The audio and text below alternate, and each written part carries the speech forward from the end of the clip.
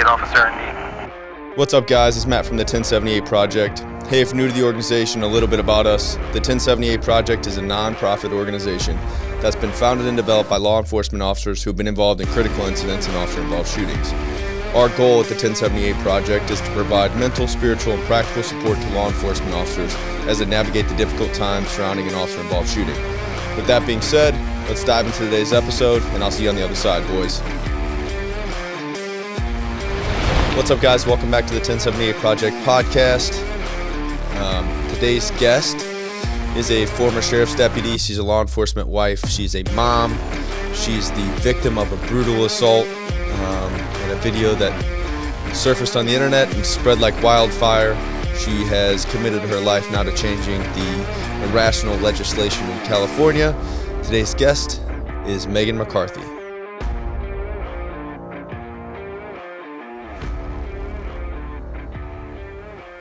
That was where my heart lied. And, like you said, our department we have people that do boat patrol. We have people that are up in the mountains. We have search and rescue, aviation, canine, SWAT, narcotics, interdiction, intel, so many different things.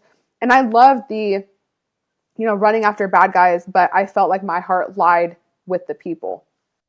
Yeah, for sure. I think a lot of times, like at least the department I work for, the guys that I work with, a lot of times they don't really want to do the community policing thing. I think that's pretty normal for our community, like our law enforcement community, not to really want to do the community policing thing. But it's such a necessity, if we really want to change the future outlook of police officers, I think it starts at that young age inside the schools, with school resource officers and DARE events and getting people out, letting them pet the dog and stuff like that. Honestly, I look at we see a lot of bad things in law enforcement when we're exposed to a lot of bad things. And, a lot of community events, I kind of look at the way that it's a way for me to fill my cup up.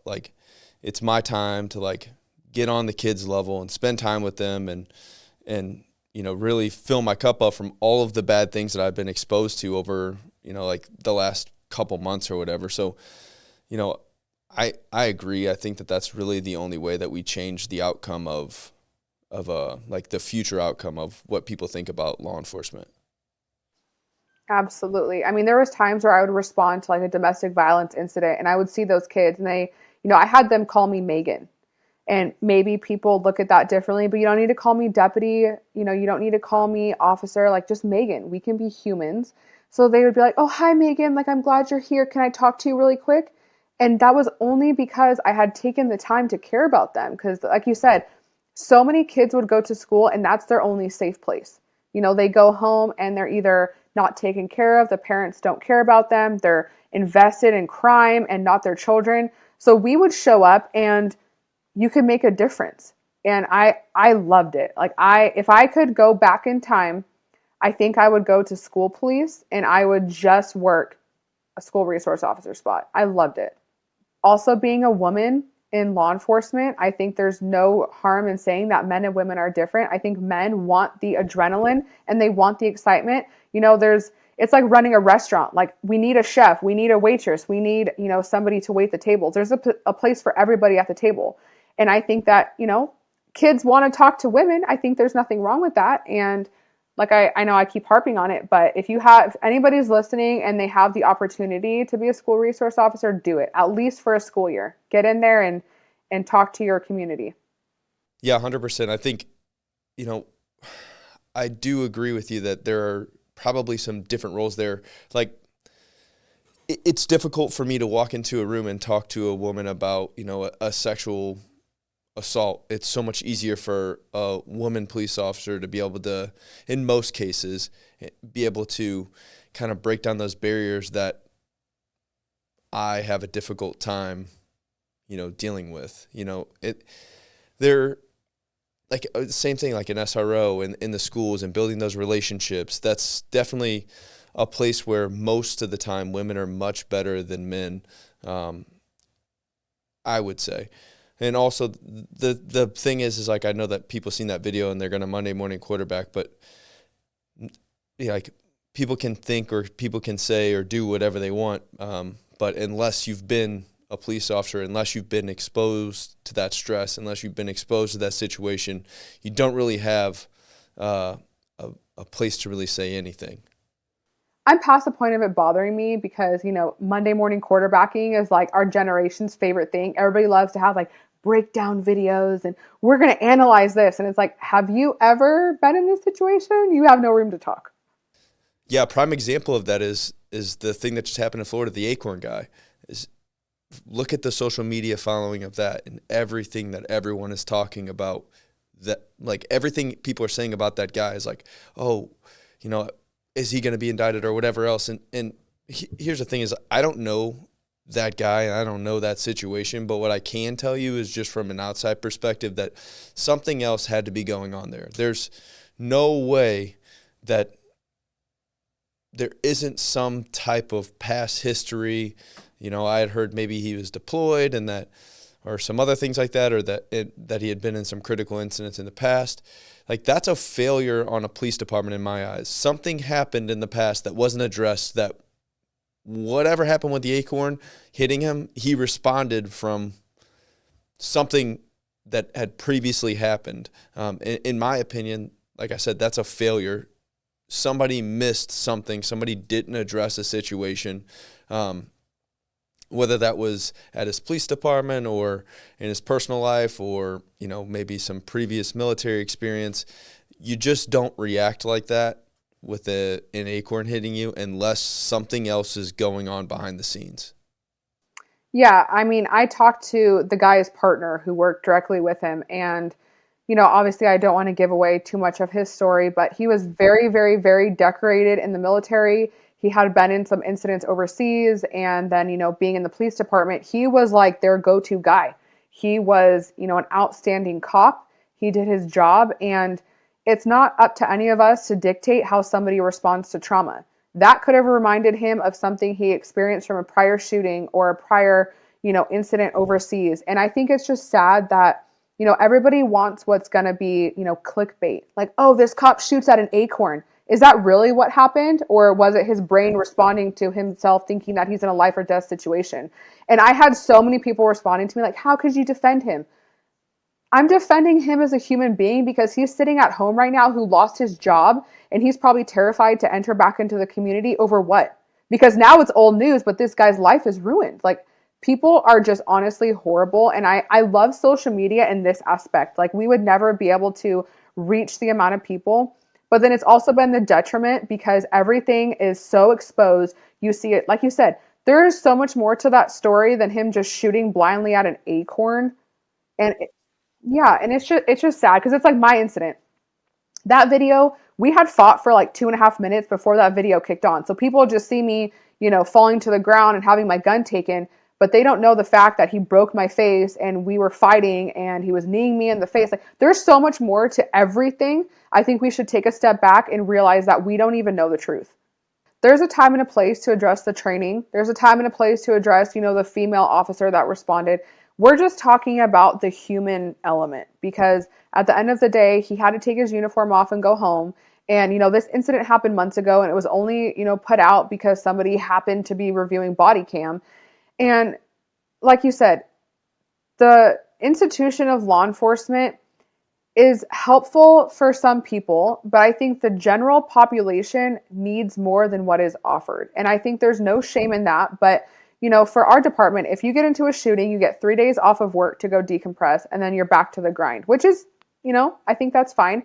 But what about the compounded stress? Like, what about the cops that deal with homicide after drowning, after CPR on a baby, after car accident, after death for years? They don't get that. You go and you try and talk to a therapist and they say, well, do it on your off time. Well, who is going to go on their Saturday when most places are closed?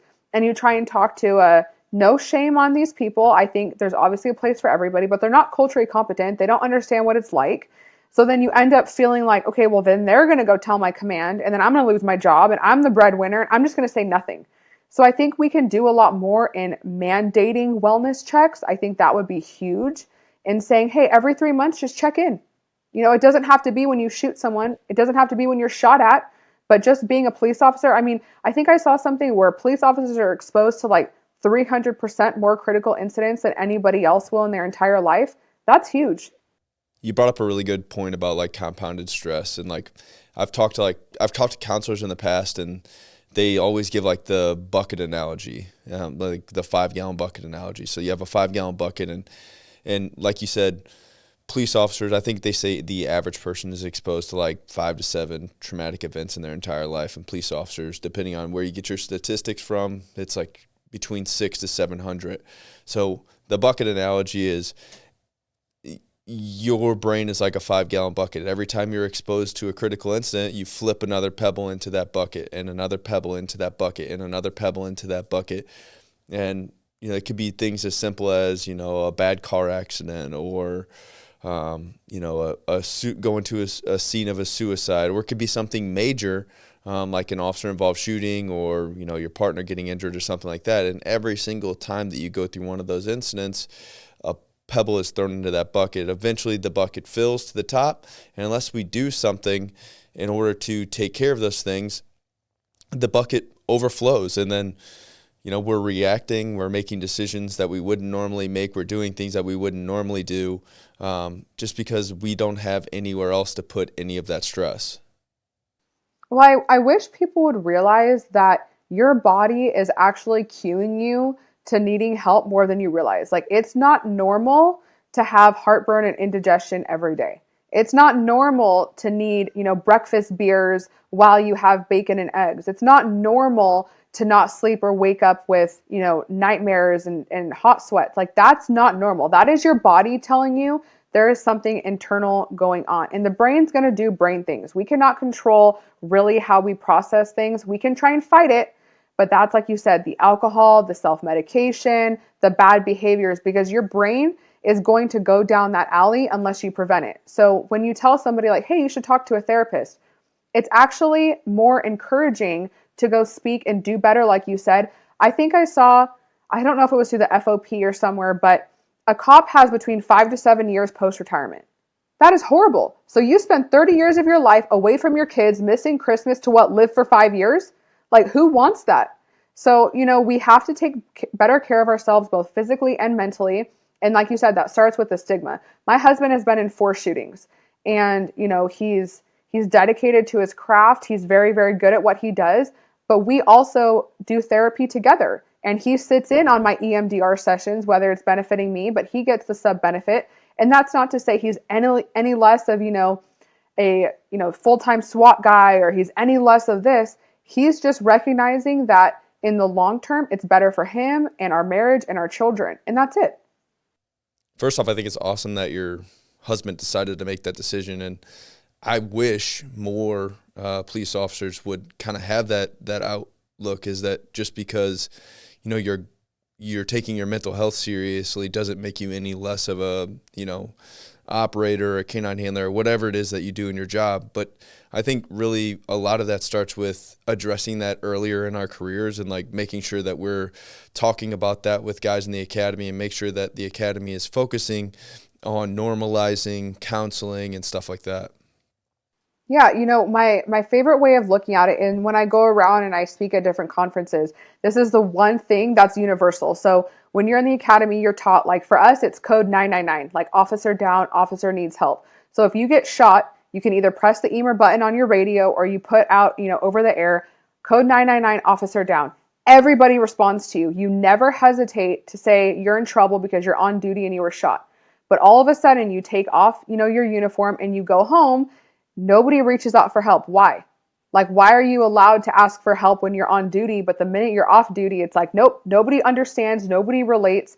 They say that the last person that somebody calls before they commit suicide, it's not their spouse, it's not their family, it's their partners, because the partners get it. They're looking for that last little instance of, you know, reassurance, or, hey, yeah, that was a really bad call, but let's talk about it. People don't do it. Like when I was on patrol, my male partners would say, hey, send me a back. Like, I'm code 4, I'm good, but can you just send me someone my way? If we had that same mentality while sitting at home on a Sunday evening, I bet you we would save so many lives. But there's this really big break where if you have a duty belt on, you're allowed to ask for help, but as soon as you're a human, you're not. That's crazy. I don't think I've ever really looked at it that way. But it's kind of like, I think about like all the statistics in it. And like, so for instance, like there's so many organizations out there that help law enforcement officers and their families, or the families of law enforcement officers who have been killed in the line of duty. And then you look at the statistics out there, and it's like maybe, I think last year it was like 42 officers died in the line of duty. And I'm appreciative of all of those organizations. I'm not saying there's anything wrong with them.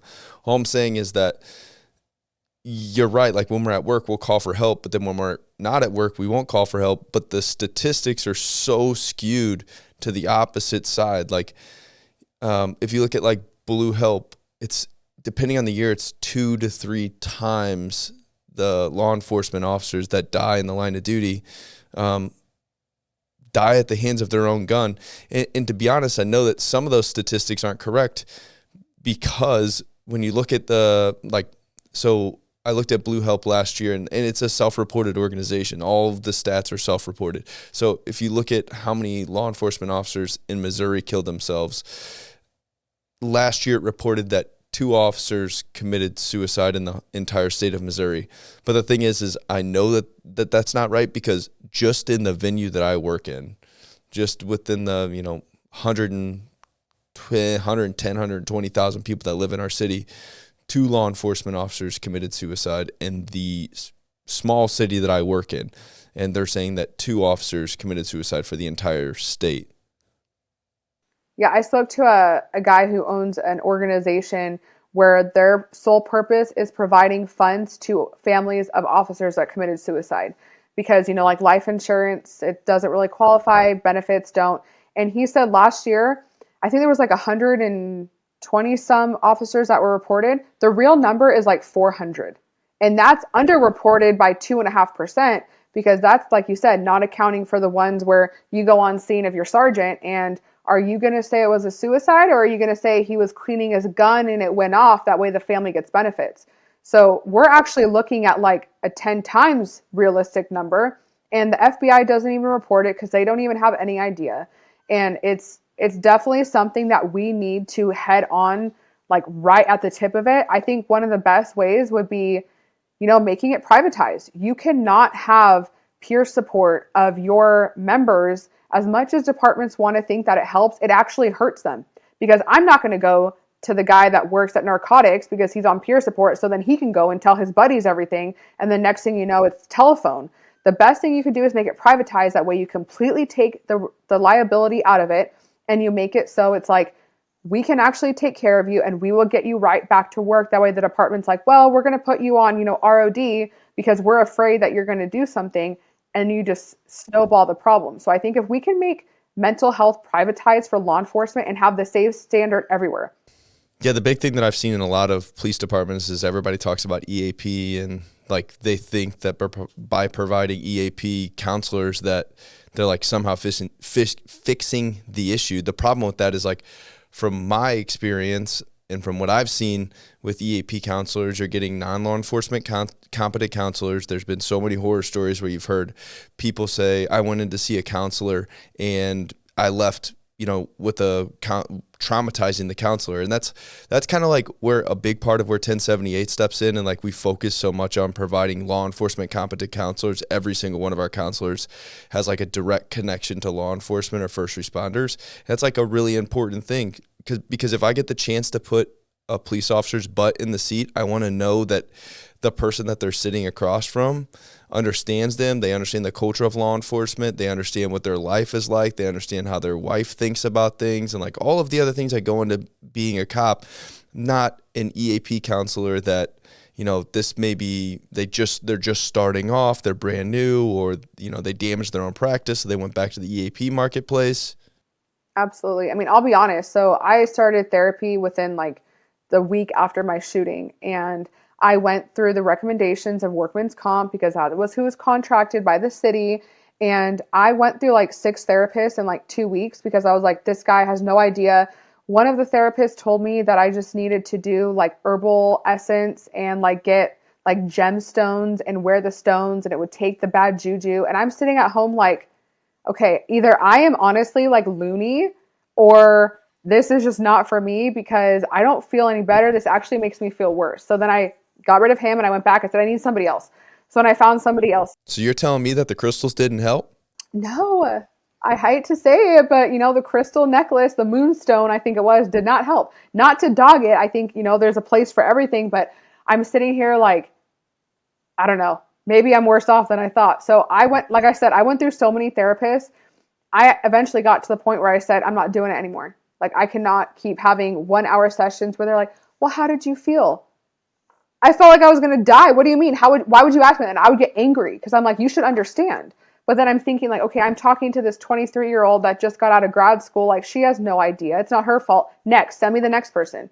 And then finally I found somebody through my workman's comp attorney, and he had his whole entire office was nothing but like retired, military or law enforcement, firefighters, dispatchers that all became therapists, and they got it. And I connected with this woman, and I swear she saved my life.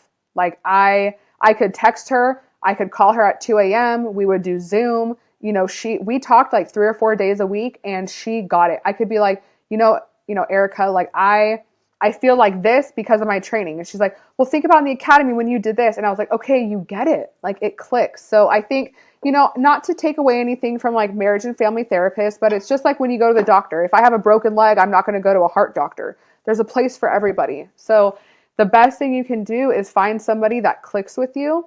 And I also think like this is going to be really controversial, but it doesn't always have to be a therapist. Like, I have connected with people that I talk to almost every day that have been in critical incidents, and they just have little tidbits that they feed me, and they're not therapists, but it is very healing. Yeah, that's definitely one thing that I've noticed since I started this, is that everybody has like a different healing process, and some people find a counselor that really works for them and it takes off, but other people really find that sense of connection in like a peer group. One thing, like, we started a signal group, so there's guys in the signal group that have been involved in officer-involved shootings that 10 years ago, and other guys that have been, that are recently added to the group that their shooting happened 2 weeks ago. And just knowing that you can talk to somebody that has like a similar experience to you, it may not be exactly the same, but a similar experience to you, and they've been through a critical incident.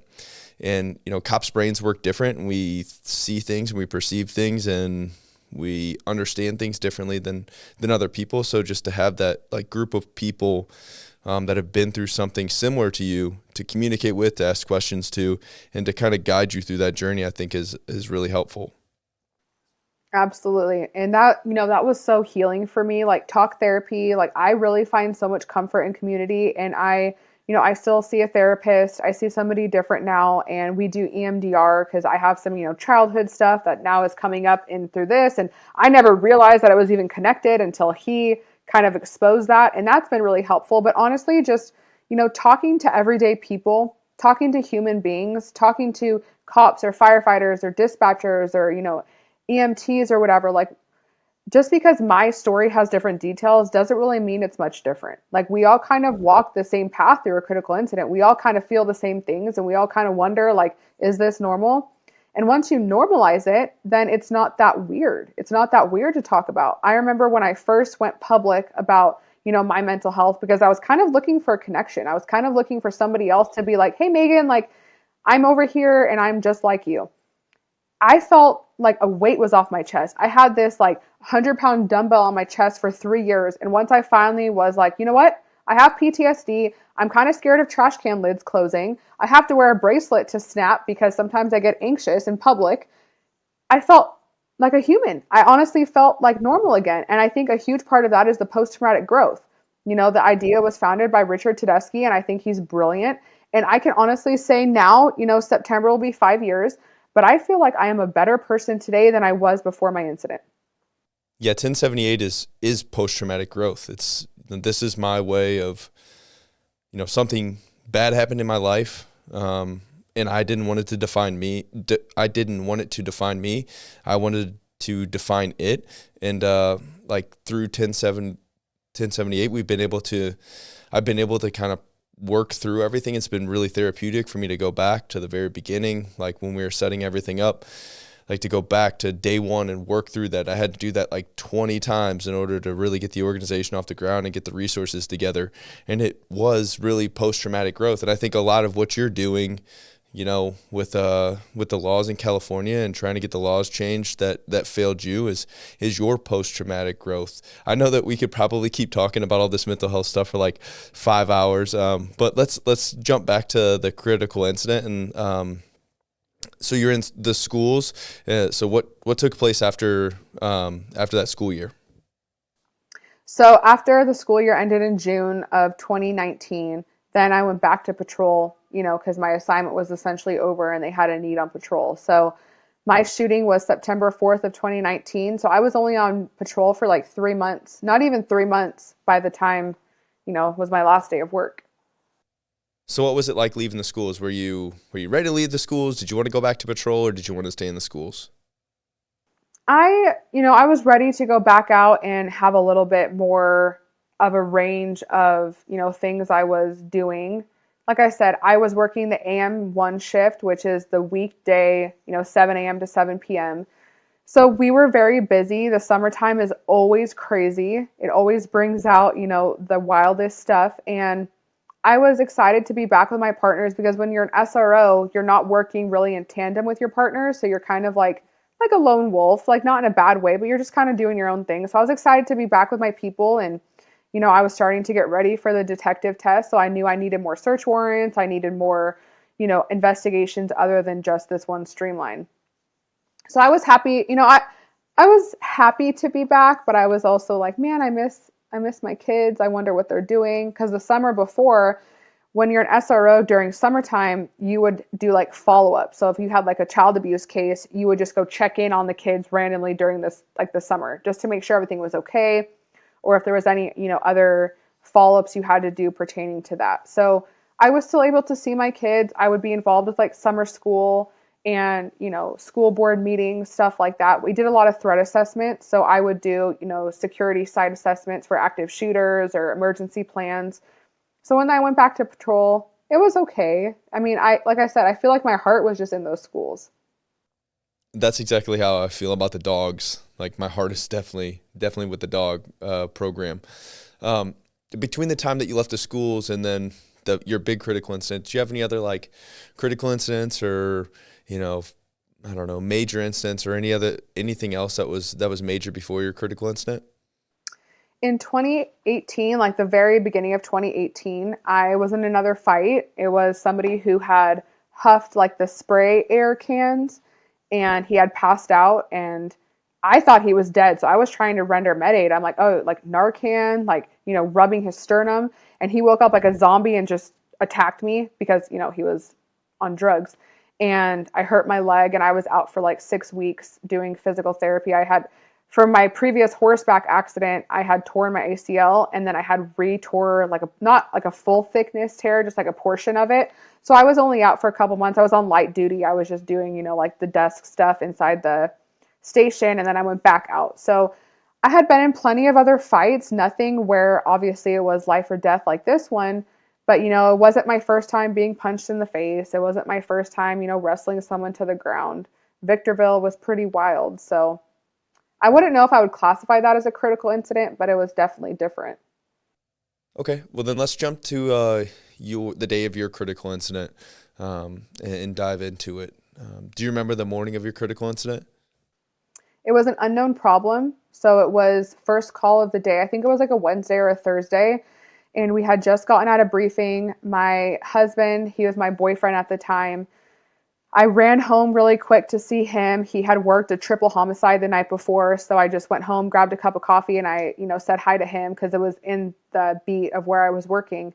And when I was home, it's like the craziest thing, but I swear God, he just works in mysterious ways. So my husband and I, we would shoot like almost every weekend. Like we loved to just go to the academy or go into the desert and train. So we had gone the weekend before.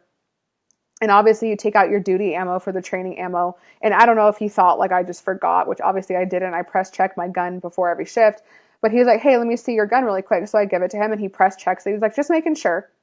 And then like 2 minutes later, over the air comes this call. And it wasn't actually my beat of responsibility. It was my partner's. But I knew he was on the other side of the city. I think he was doing like in custody paperwork or something.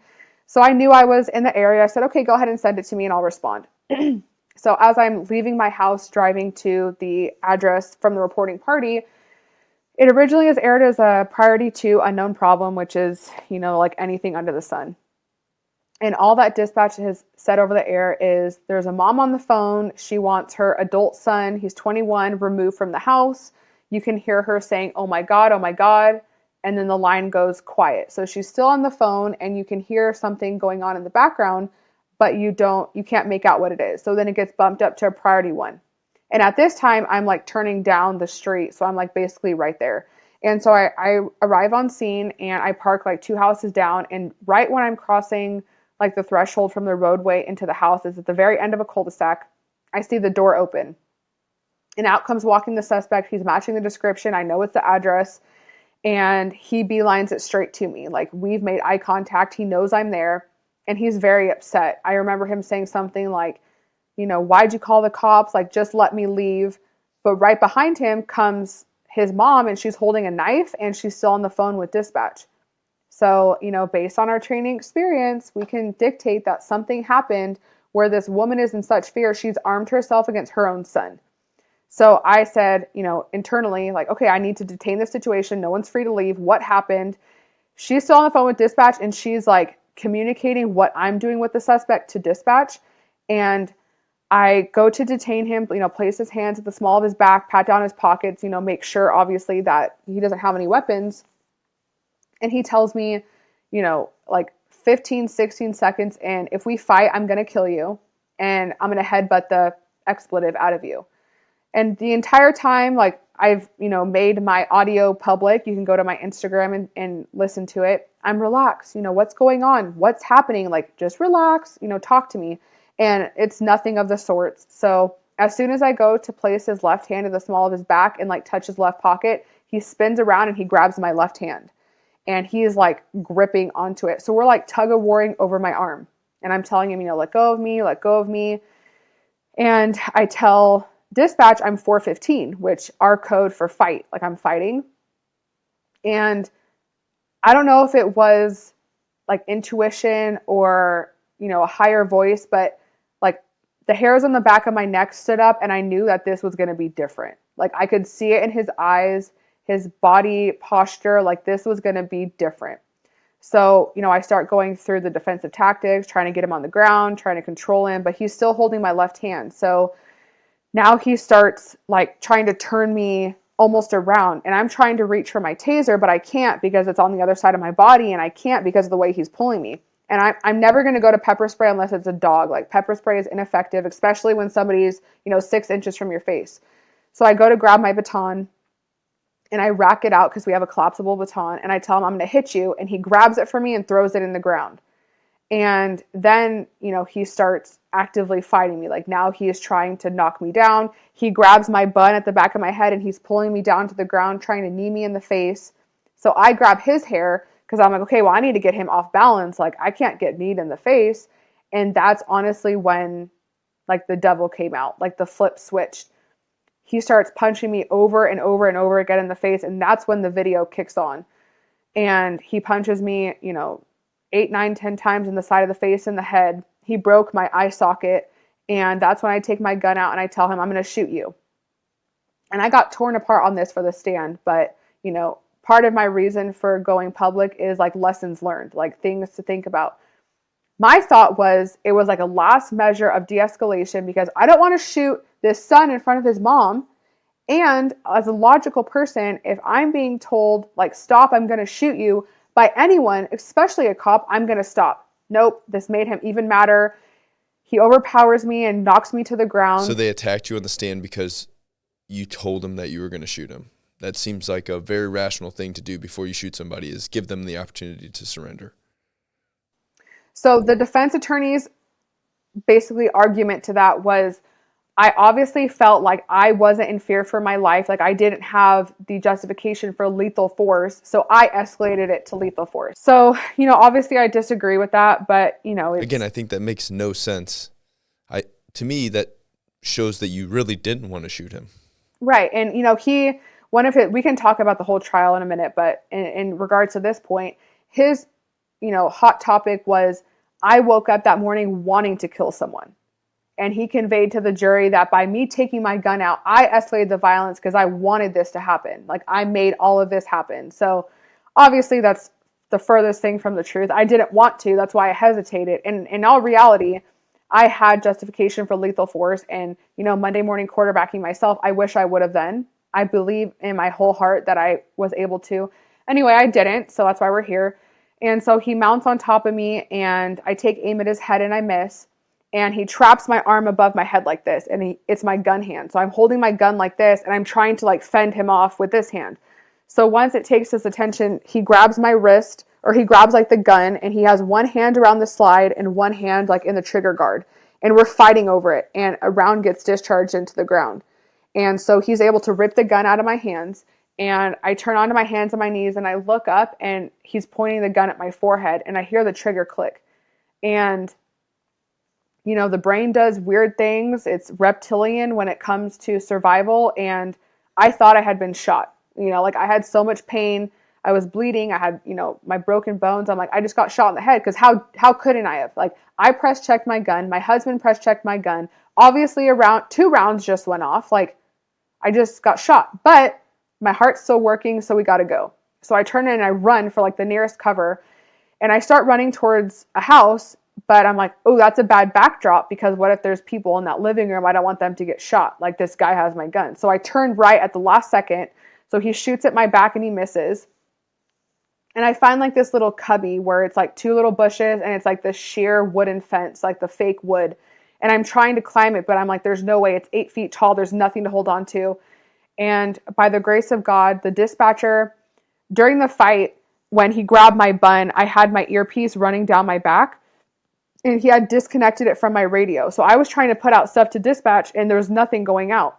And I remember feeling so panicked, where are my people? I'm not hearing anything. Normally here, I'm in route code, I'm in route this. I hear nothing. It's quiet. And I'm like, oh my God, where are my people? I need my people.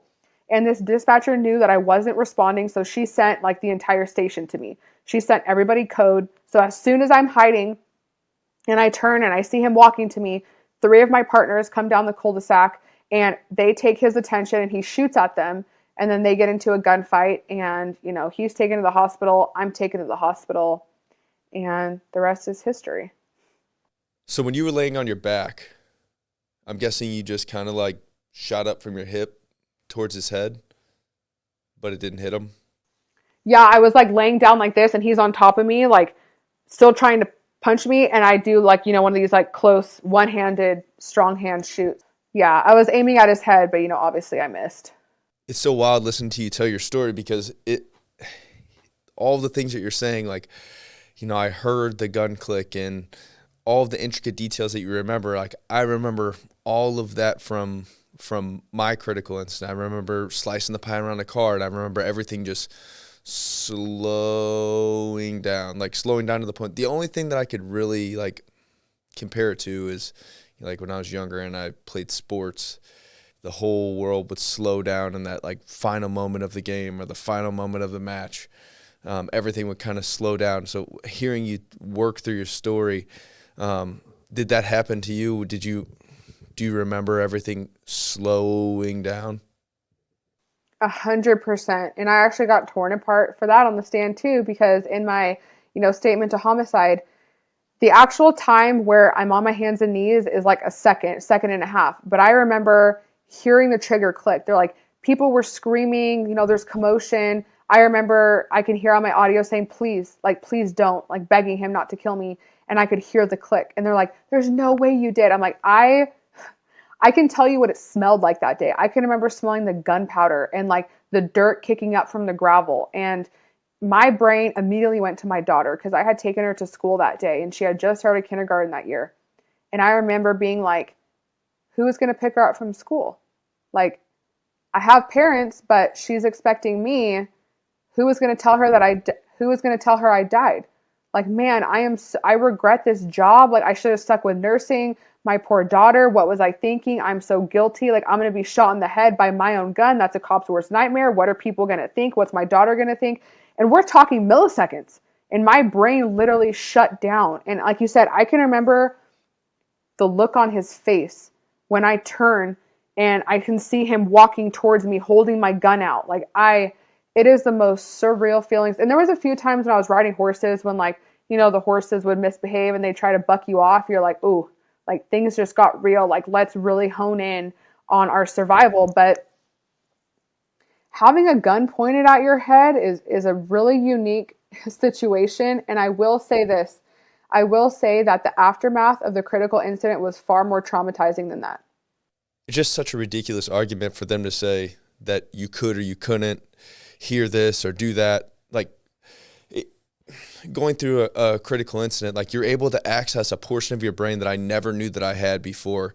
Like my ability to perceive, take in information, assess situations, hear things, see things that I didn't think that I was going to be able to see. Like your brain kicks into like overload. Like you're operating at the highest level possible. For them to say like, oh, well, you didn't have this experience or you didn't have that experience, it just seems ridiculous after going through a critical incident.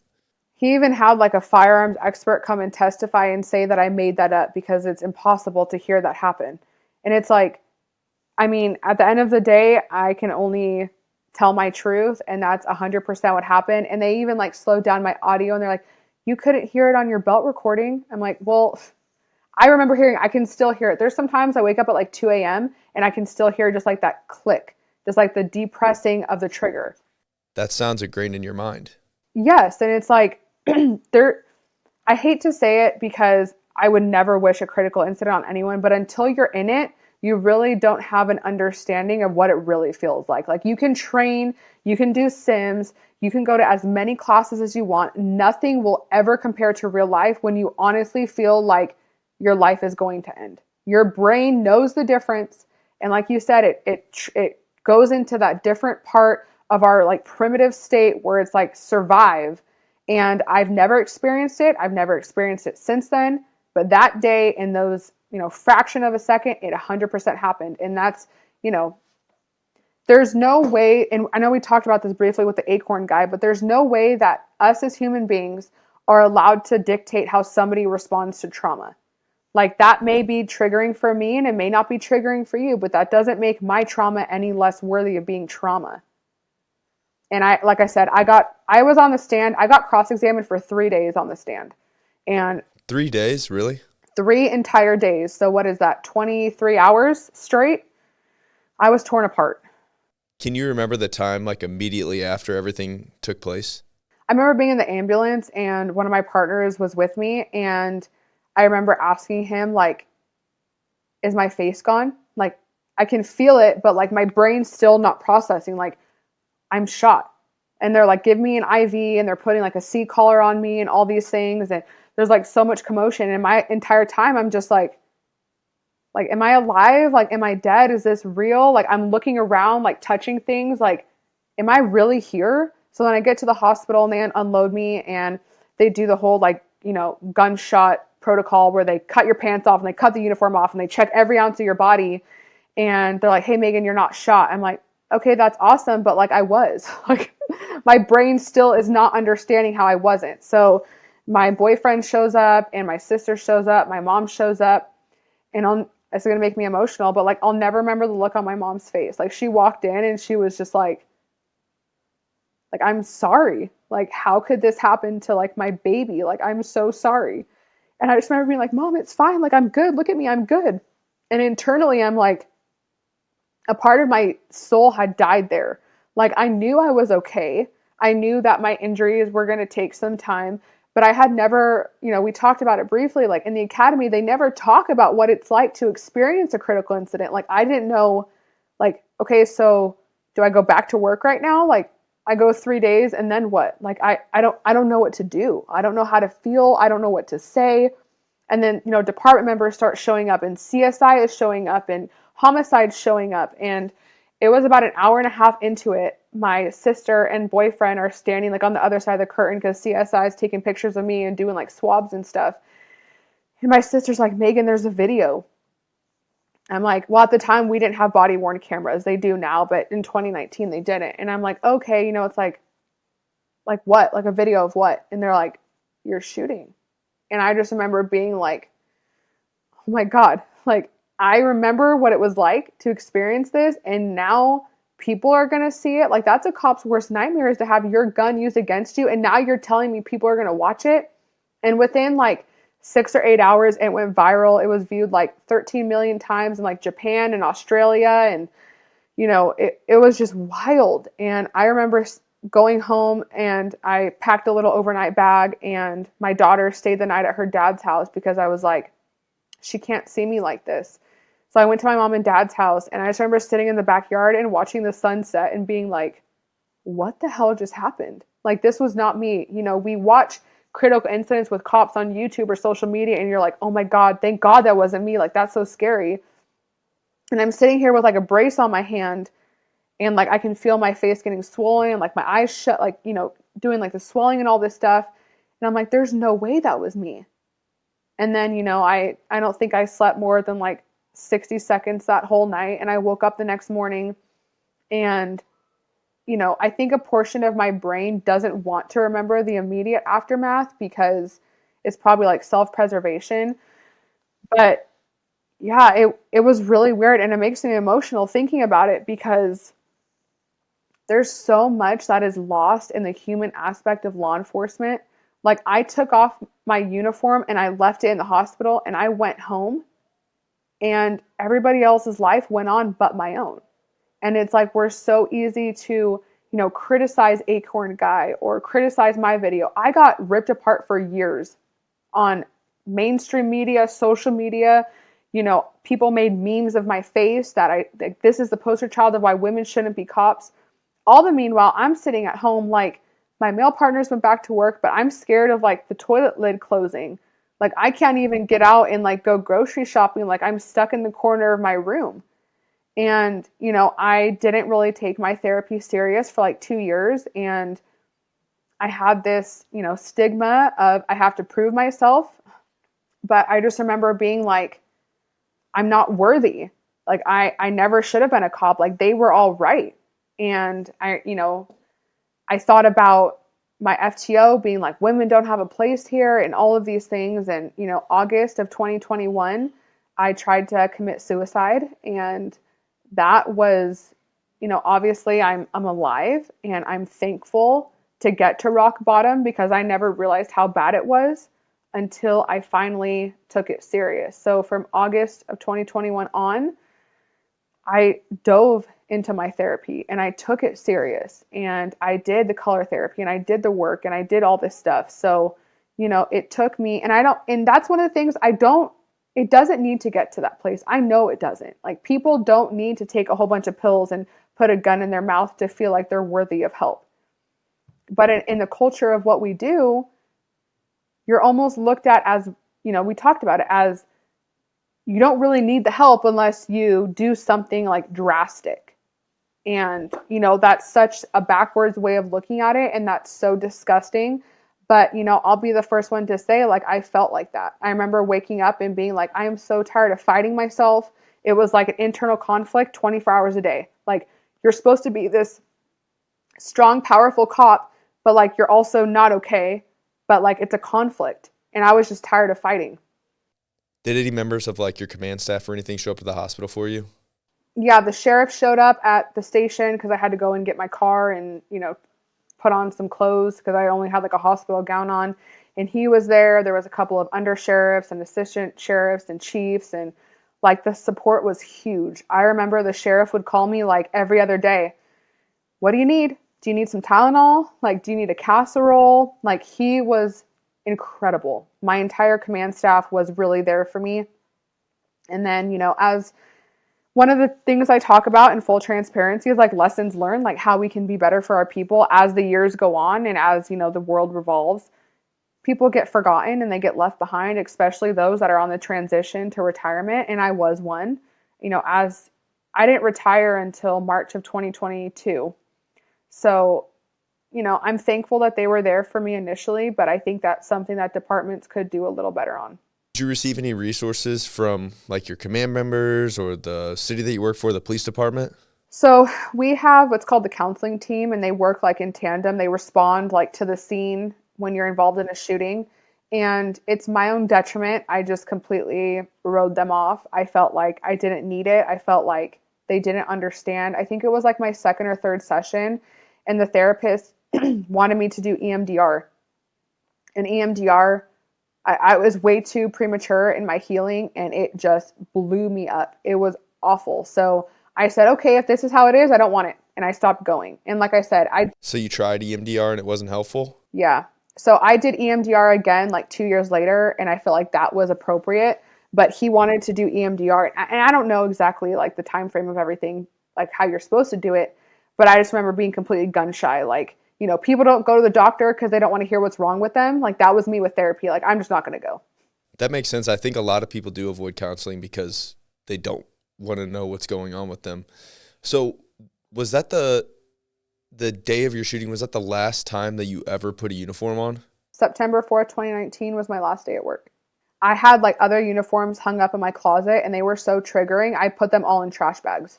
I was like, I couldn't hear, like, obviously my husband works for the same department, and, he's on an on-call team. So he has to have, his radio and his stuff. And I was so triggered by the sound of a radio that like he would have to be in another room. I couldn't hear it. I couldn't see it. Like my war bag, that you keep in your patrol car, I left it in the trunk of my car for months because I could not like see it. It was triggering. That had to be a really difficult spot for your husband. Like, I think to myself, like, how did he handle that? Was he, was it a situation where he's like, hey, come on, let's get back to work? Like, or I just feel like that'd be a really hard place for him to navigate. How did he deal with it? Yeah, I'm really thankful for my husband because, we were only dating for like a year at the time of my shooting. So he had every excuse to leave. He had every opportunity, to say like, this is too much. We did so much together. We traveled. We were fun. I was like a very outgoing person. And then literally overnight, I became someone else. And it was tangible. You could see it. You could feel it. And he stuck by me through absolutely everything. And I remember, I think it was the following 4th of July, and the community that I lived in, they did like a gigantic 4th of July celebration. And I remember hiding in the bathtub, like screaming, crying at the fireworks. And he never once made me feel lesser than. We were supposed to go with our friends. And of course, me trying to be normal for him, I'm like, yeah, let's go. And then I was traumatized, and he sat in the bathtub with me. It's Kudos to him. That's so awesome. Yeah, I honestly think that if it wasn't for my husband, I would have killed myself that day because he left work and he came with me and he sat at home with me and he called my parents, and we just sat on the couch for hours. And some of the times we didn't even speak, but him just letting me know that I wasn't alone from the get-go. Like I said, he had worked a triple homicide the night before. He had like 20 minutes to sleep, and he was up the whole day with me. And he never made me feel like I was a burden. He just encouraged me. And, it's weird the way that life works. But so September 4th of 2019 was my shooting. And then September 4th of 2020 was his shooting. So a year to the date, he got in an active shooter situation at a mobile home park, and he was involved in an officer-involved shooting. So we're going to have to start locking you guys up at the beginning of September. I know. I'm like, anything around September, we just go in hiding. But no, I mean, it's weird just the way that life goes. Because now we can look at it where it's like, it's my alive day. And we always make a plan to like go to lunch and celebrate. Like before it was like, I would count down the days to September 4th because I was like, I don't want it to be here. Now we're like, what are we going to do on our alive days? Like it's something that we share. And obviously, I don't encourage people to like trauma bond like that, but it's just crazy the way that, my gun malfunctioned that day. You never want your gun to malfunction. It's stovepiped. That's the worst thing that could happen. We're taught in the academy, like, don't let your gun malfunction. A malfunction saved my life. And then, a year to the day on my anniversary, my husband gets into a shooting. And then now we're just like, we lived, we survived.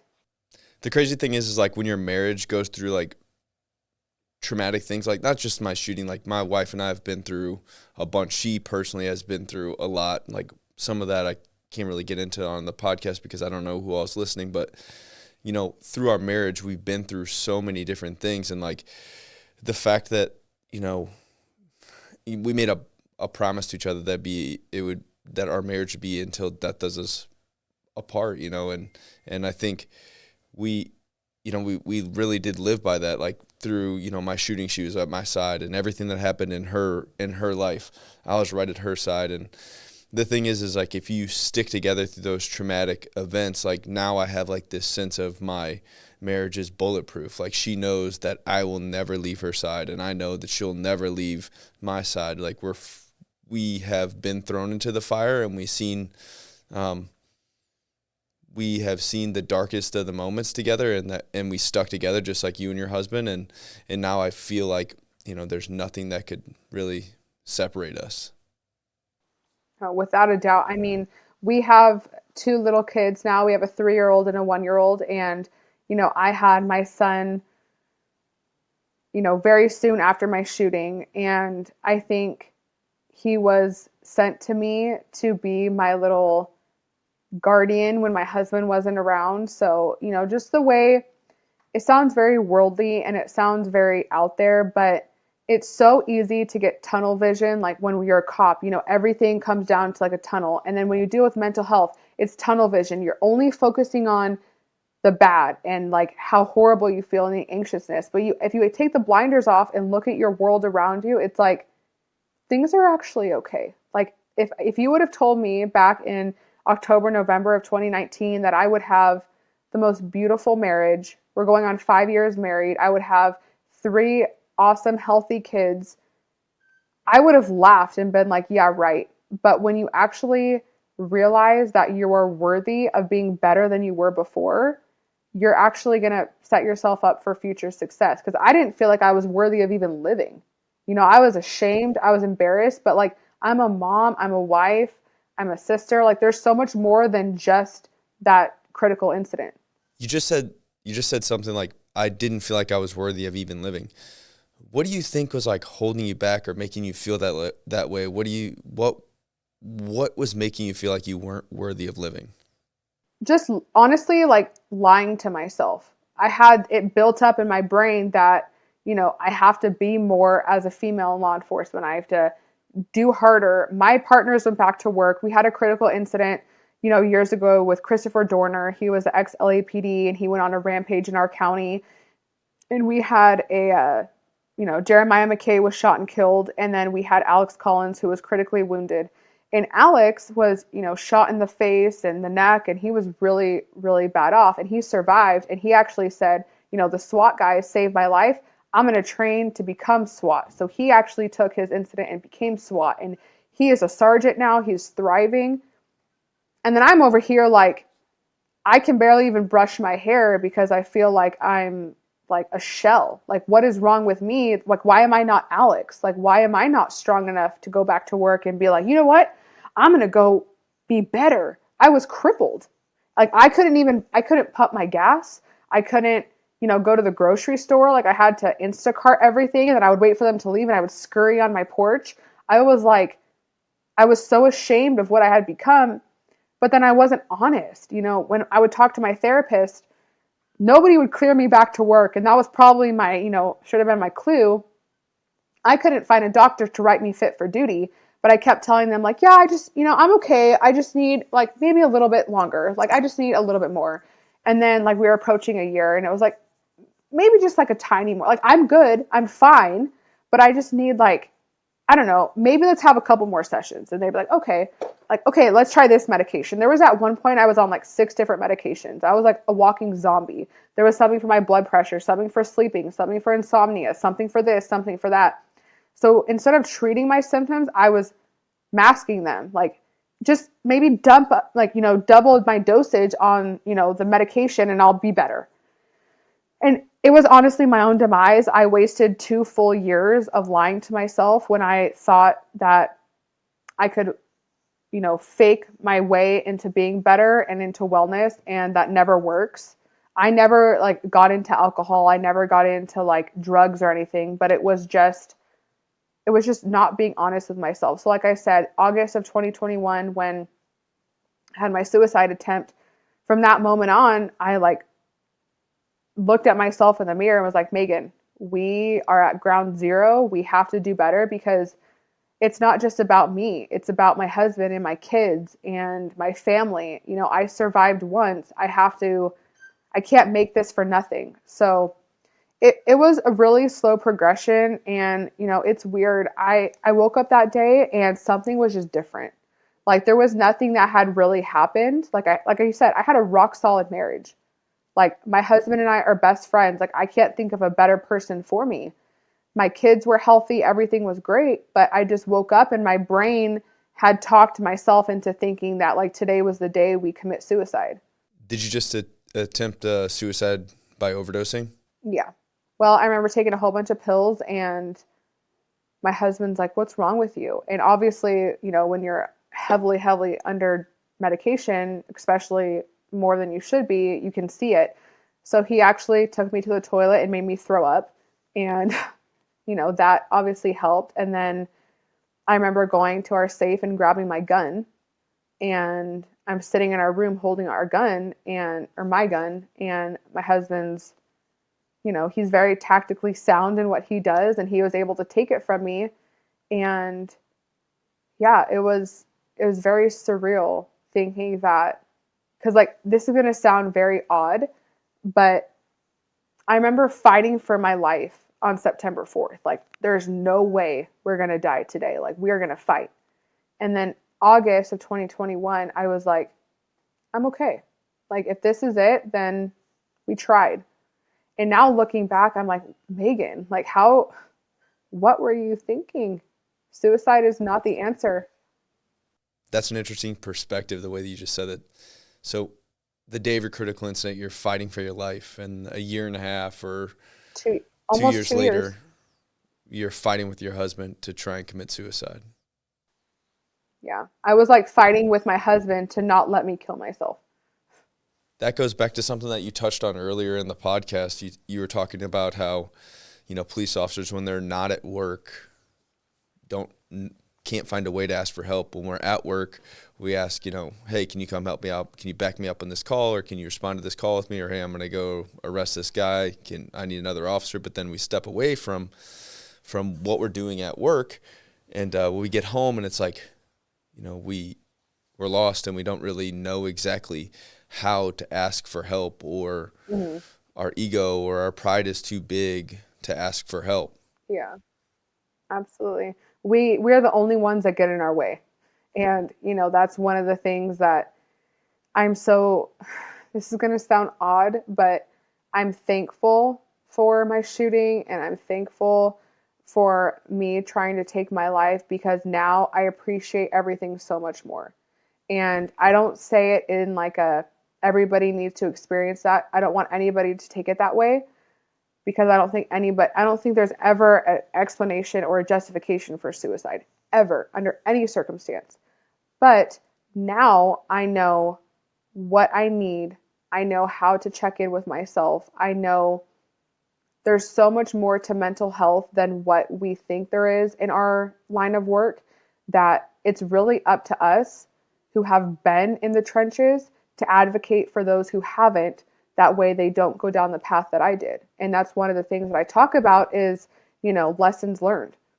If you get in your way, you will end up like me. Like, you have to be forthcoming and honest. And especially nowadays, like your organization, if you don't want to talk to your department, they never have to know. You can go to somebody else.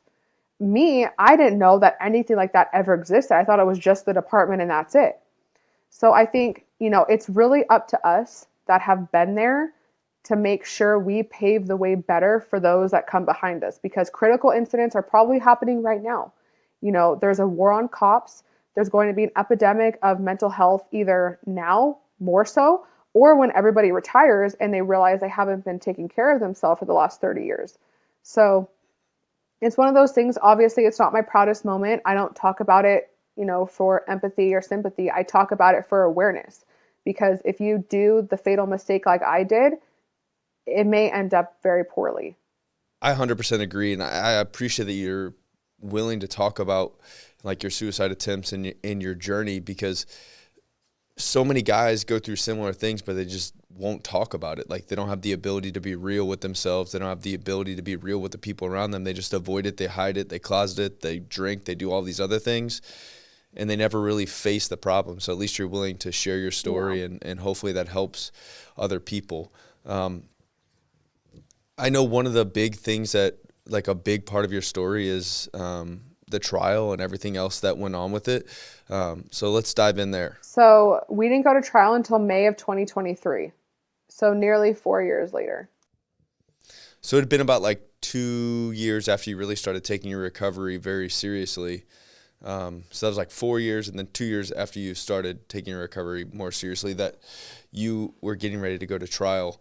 Were you concerned about like the emotions and all the feelings and everything else that was going to come back, going back to trial after you had worked so hard to get to the place that you were?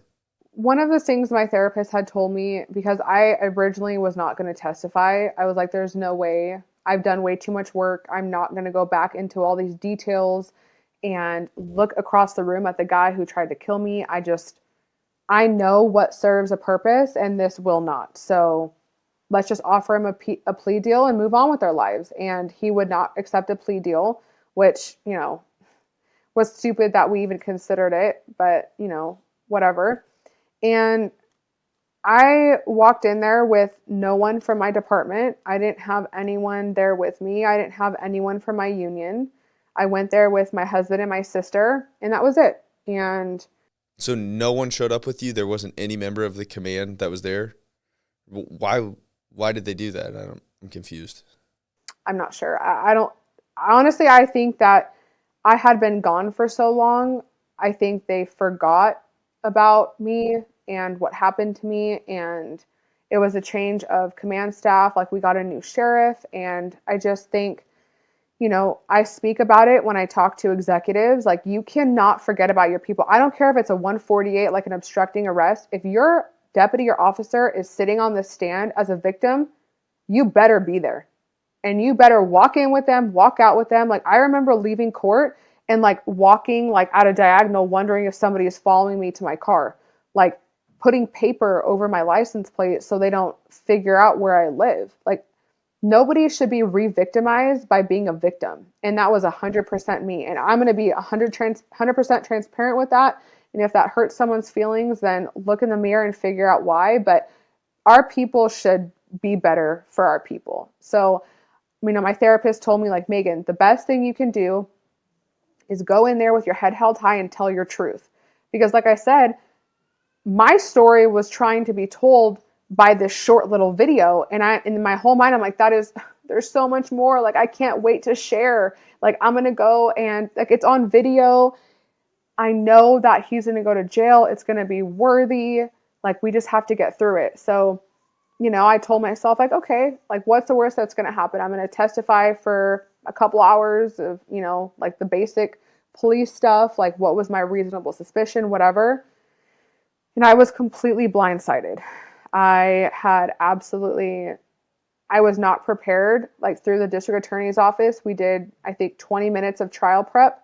Everybody put way too much stock into this video, and the prosecution failed.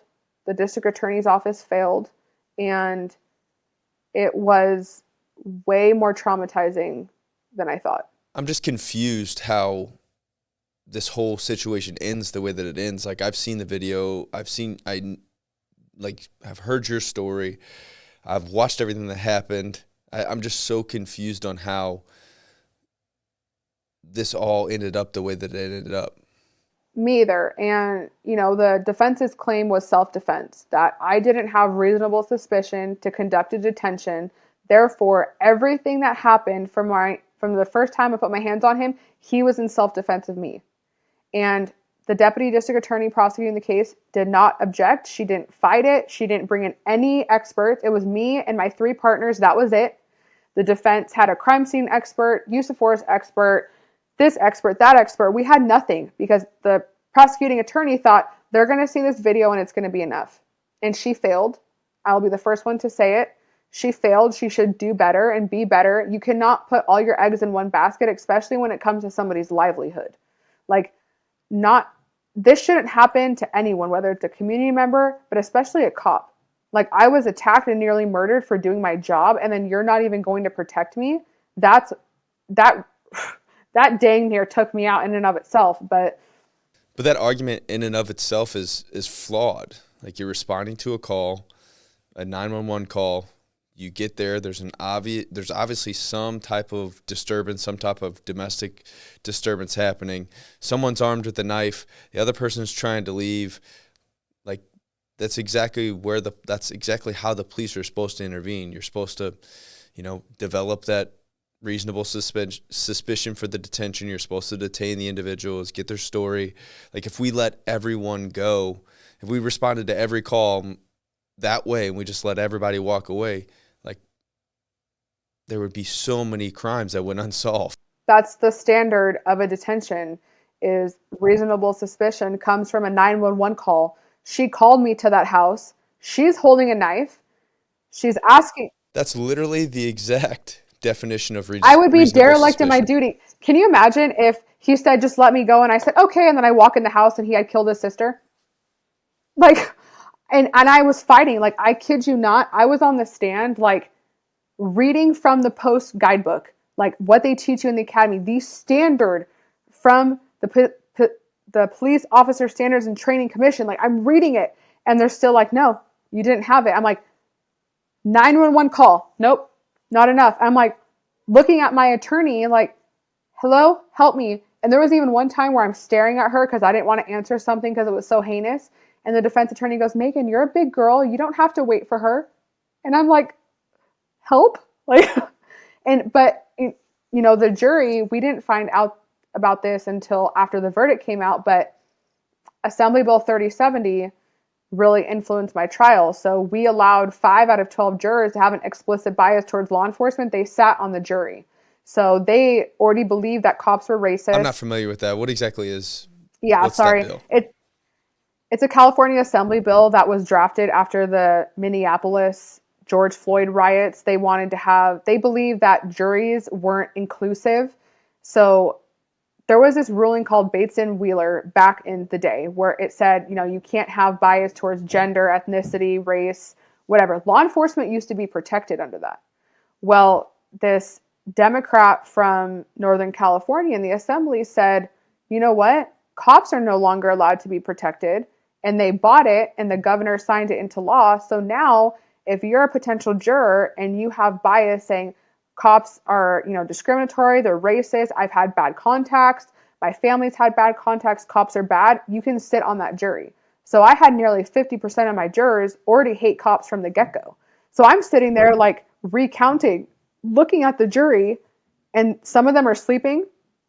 Some of them are doodling with their nails. They're drawing in their notebooks. And I'm like recounting the worst thing that ever happened to me, and nobody cares. Wow. I can't believe they would let that happen. And that bill in itself, it makes zero sense. How could you allow them on the jury? I know. That's one of the reasons why I became involved in the political scene, because I saw a need. And, 2 weeks ago, I've been working with a team of an assemblyman from my local area, and we actually went up to the state capitol and we introduced a reform to get rid of that language for the police bias to allow law enforcement to be protected again. But unfortunately, the same people that voted for it to be law are still sitting in there. So it's an uphill battle. California is not law enforcement friendly, but I refuse to just sit by and allow it to be status quo. Like, it just seems like the legislation that they're passing in California and some other states, it's like decriminalizing, small amounts of narcotics and decriminalizing stealing and all of the other things that they're doing. Like, you can't go shop at a Target in California. It probably takes 4 hours to shop because I've seen pictures of everything in the store is behind glass. Everything is like, you cannot shop. And then what they're doing with, law enforcement and everything else, it just seems like, how do they expect the state to get any better? Like, are they not seeing the errors in their ways? Not at all. Prop 47, which we're nearing a decade of that being involved, which is the one you were talking about, it got rid of drug courts. So, before it'd be like, hey, you either go to rehab or you go to prison or jail. Now they got rid of Prop 47 got rid of that. It made $950 or less a misdemeanor. It decriminalized a lot of hardcore drugs. And that's, we've seen an explosion in retail theft since then. AB 109, the prison realignment, Prop 57. I mean, we could go on and on. There's been so many things that have happened in the political scene that are affecting real life people that people are turning a blind eye because they think it doesn't affect them. California just seems to be making terrible, terrible legislation choices. Mm-hmm. Yeah. No, seriously, deodorant is locked up. I mean, if I have to sit there and press a buzzer to get face lotion. Like, I just buy stuff online now because it's not even worth me hauling my kids around the store. Boxers, I don't wear boxers, but like men's boxers are locked up. I mean, California is self-destructing and people are just sitting there. I hate to do this, but I only have like 5 more minutes until my laptop dies. Okay, I'm sorry. It's at like 9%.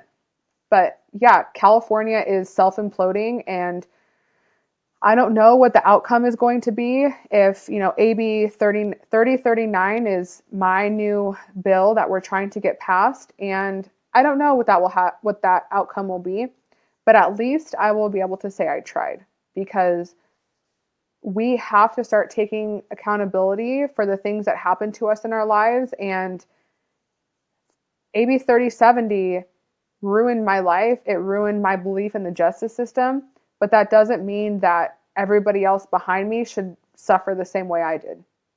Well, I'm sure that all of the guys that you work with and all the men and women that you work with in California appreciate your commitment to trying to change that legislation.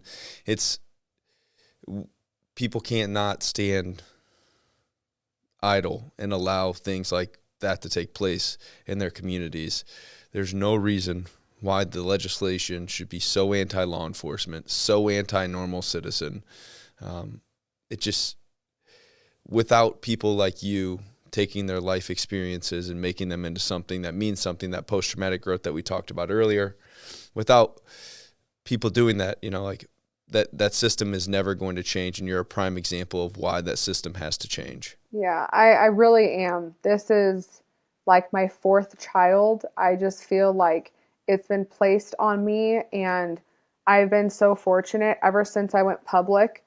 I've had amazing people behind me. I've had amazing organizations and legislators and sheriffs and chiefs and, you name it. I have had the most incredible outpouring of support, and that's what I focus on. I don't focus on the people that say, you're lucky that, he didn't kill you. You should have died. All cops are bad. I don't even listen to that, because the end result of making it so if my husband were to go sit on trial, or my sister, or that, 2-year-on deputy, they don't have to experience it the way I did, because nobody should be re-victimized by the own criminal justice system that we swore an oath to protect.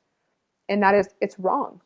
I could not agree more. It is. Meagan, thank you so much for your time and for your commitment to changing that legislation, your commitment to your fellow officers. I couldn't be more thankful. Thank you for being so honest and vulnerable about everything today. And I look forward to staying in contact with each other, and I look forward to seeing what impact that you make in the political scene out there. Again, thanks, and I'm sure we'll be talking to each other soon. Absolutely. Thanks for having me, and thanks for everything you're doing. I know there's a huge need, and you're solving that problem, so people like me appreciate it.